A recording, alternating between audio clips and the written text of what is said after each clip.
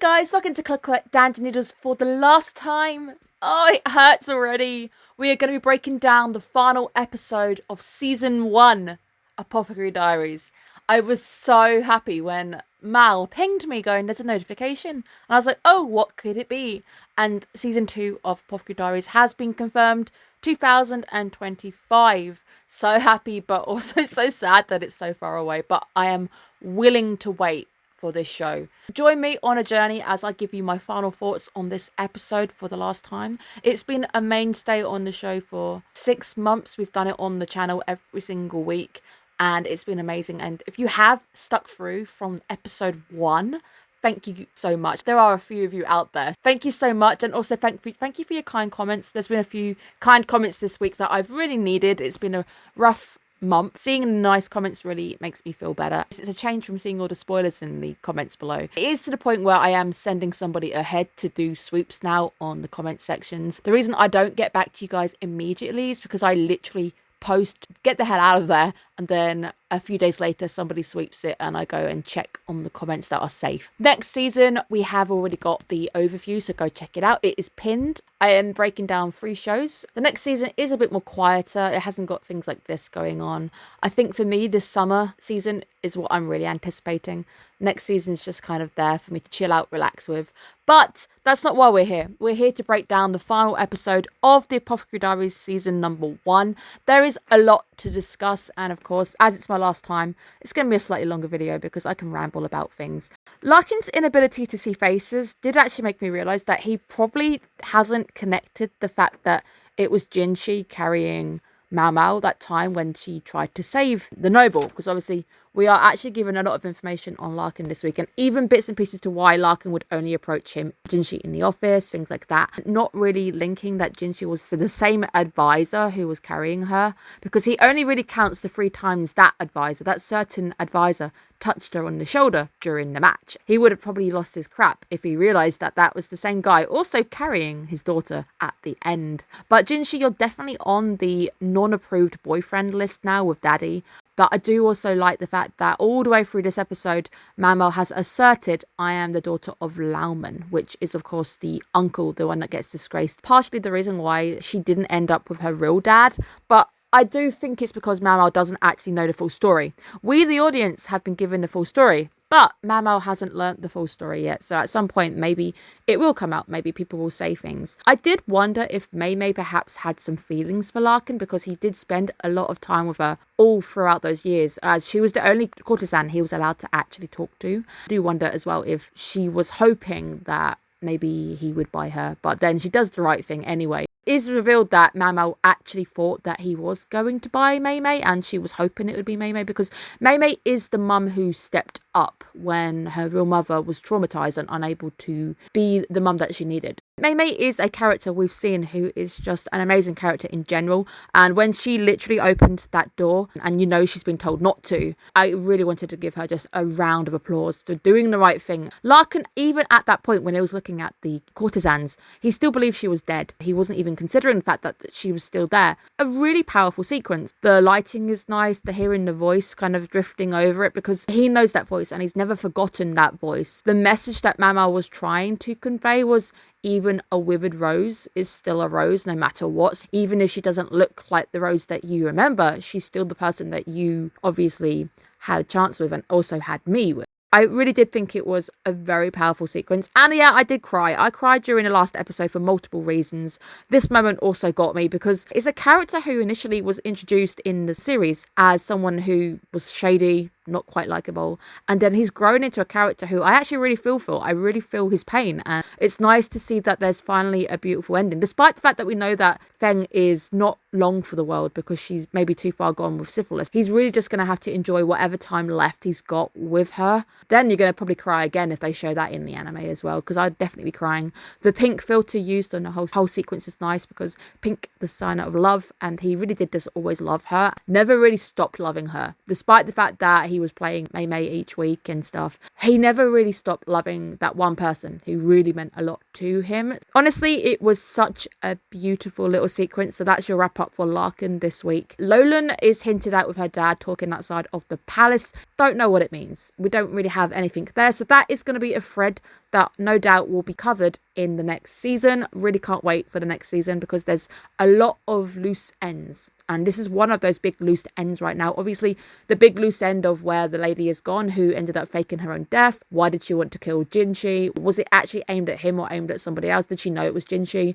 There's that whole line that hasn't been resolved yet. There's lots going on there with the whole family situation. Now, let's move into the palace once again when Mao Mao is finally getting food after growing all those roses. It's been a long week for Mao Mao where she's not really had any sleep, so it's nice to get her back and get some food in her. But I did like the moment when we're discussing Larkin with her and he's like, I thought you hated him. The best analogy I can come up with is that kid who doesn't study for the exams still gets full grades, whilst you get full grades, but you've had to do weeks and weeks of studying. And I think that's why she hates him. She says he's lazy. He actually ends up giving most of his work to other people. Hence why he ended up giving her all of the little tasks when he kept going to Jinshi going, get her to figure this out, get her to figure that out, because he had a vibe, but he was actually not going to do the legwork. He was going to make her do the legwork, and that's how she initially worked out that there was a plot to kill the noble. Mao Mao is more angry at him because she ended up maybe being late. Perhaps it delayed her getting that flower. If maybe he had come to her earlier, she might have actually been able to get the magical flower that she really wants. I'm not going to say the D word on YouTube either. He's a talented but lazy person, but she even at this point still says her dad is the apothecary dad. Larkin is nothing more than a stud to her because he hasn't been there. He hasn't done anything fatherly to her. You understand why she prefers the dad who was there. I did like the Gosujin, the aide, Jinshi's aide, the comment he made when we were talking about dads, and he says, no dad wants to be disliked. It's really nice because obviously he's a dad too. The conversation hits very differently with him. He's a very good character. I like him as a character. I really hope nothing bad happens to him as well because he's been there throughout the entire season as a support. And he's been very supportive to her too. He's a very nice character. He's a proper like granddad character now, I guess, because his kid's having a kid as well. I think you actually see Barson saying bad things about Lolan as well outside the palace. That's your nice little wrap up there. So there's a lot of stuff going on there. It's a really nice little sequence. Now let's talk about the dance sequence because it actually goes back to episode number 3. It was the lady who was dancing on the wall because she was in love and she missed him. But instead, Mao Mao is going up there to send off her mother with a dance. And it's really nice to actually see her dancing as well. As she says, it's like a bit of a base education for women. Really, really nice because obviously she really wanted to send off Mei Mei, and Mei Mei technically sent her to Shul to dance in case I get bought out. She still goes up there regardless to send off her mum, despite the fact that she doesn't really see her as a mum. She knows that this is the woman who birthed me into the world. I'm still going to allow you to be sent off. And I like the little composition of the screen where you can see the bright lights from the palace. The palace is mainly quite dark. The bright lights on the horizon are where obviously they're having a massive party because Larkin knows how to party. Dude's literally having a 7-day party. That's just like insane. He is actually quite wealthy as well. It was hinted at that he came from money anyway. Again, open thread lines for next season.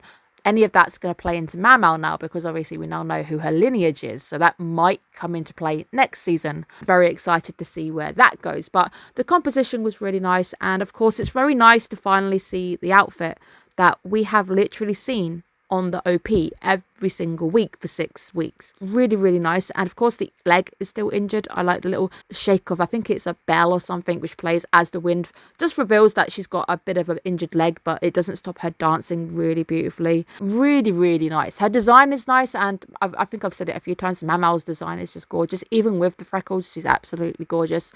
Really do think I might have to cosplay her because if I've got a year to wait before I find the cosplay, this isn't the one I want to do. It's just the best one for season 1, I think.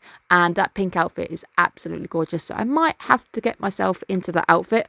Might have to just swap the pink for a bit of red because I'm not keen on pink very much. It's a very nice design. And I think everybody's designs in the show is really beautiful. The insert song, of course, I forget that Kevin Penking is obviously in the background. He's such a good composer and I like the way that this is actually put together. There's a lot of nice use of traditional instruments. The piano is nice. The vocals are really soft. It's a really gentle send-off and it really is that nice mirroring.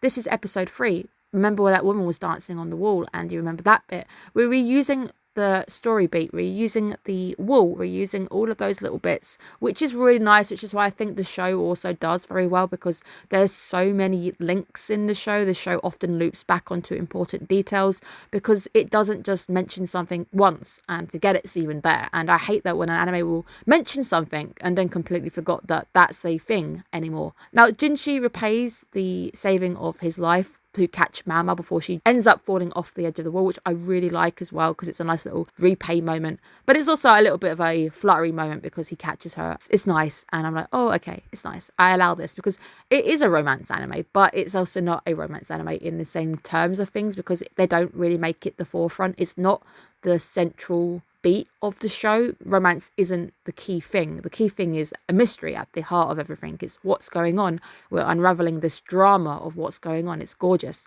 I also absolutely love the fact that Mamo can't be sneaky. She's now so well known, and this is obviously a result of all of season 1, to the fact that she used to be this little girl who was in the rear palace. Nobody knew her face. She was new to the palace and everything.